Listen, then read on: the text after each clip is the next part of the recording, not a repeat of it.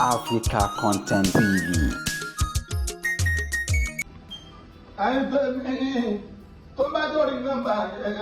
orí tí mo mú wá advice ni wá sí mo fi sí fọ́ọ̀mù ṣẹ́tì kò ọ̀gá ń pé kó má lọ tẹ́ ẹ sọ fún kó ṣe correction kó lọ bá níbi kó túbá kó ní mistake ní òun ní Saabe àgbà pé ọkùnrin ládàá bí gbogbo wa ló bá tán òkè lábẹ́ máa jà fún ná ohun tó ṣẹlẹ̀ sẹ́yìn kó lè tó òpin lọ́rọ̀ ti wá o advice tí mo ní nǹkan fún nìyẹn ẹ̀yin ọmọ pé Osupa kò sẹ́rì ibi kò máa ṣe bá fà wà láàrin olórin ẹ má ṣe tí ò dá pẹ̀lú mo kọ́ ní ọ̀gá ní ńlá sáà ló bá ojú ra wọn lọ ẹ má sọ tí ò dá pẹ̀lú mo kọrin Osupa lánàbì nínú olórin tèmi tẹ̀lé ànábì àgbà kọ́ lọ́n bá wa fọ̀run kẹ́wọn agbájé lọ́lá àyèdè barista o ànábì làlàbí Pasuma àjìbọ́lá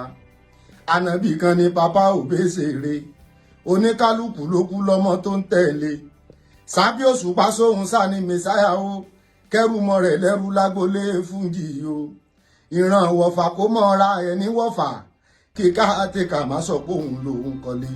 mo kọrin Osupa Saheed o lèmi gbà fún sẹ́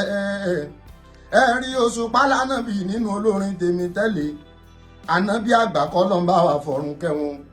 agbájé lọ́lá àyèdè barista o ànábì làlàbí Pasuma àjìbọ́lá ànábì kan ní papa òbésèré oníkálukú ló kú lọ́mọ tó ń tẹ̀lé Saabe Osupa sóhun sá ní Mesiah o kẹrù mọ́ rẹ̀ lẹ́rú lágbolé fúnjì o